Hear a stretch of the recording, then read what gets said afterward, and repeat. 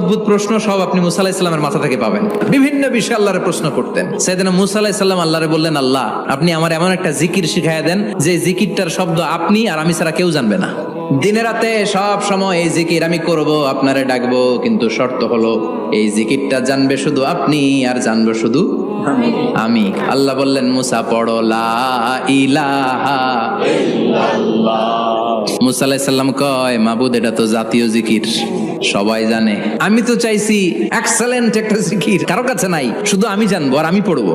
আল্লাহ বললেন, মুসা এই লা ইলাহাকে যদি এক পাল্লায় রেখে দাও, তামাম বিশ্ব, 7 আকাশ 7 জমিনটারে তুলে যদি তুমি আরেক পাল্লায় রেখে দাও, লা রাজাহাত কাফাতু লা ইলাহা ইল্লাল্লাহ, মুহূর্তের মধ্যে লা ইলাহার পাল্লা ভারী হয়ে যাবে।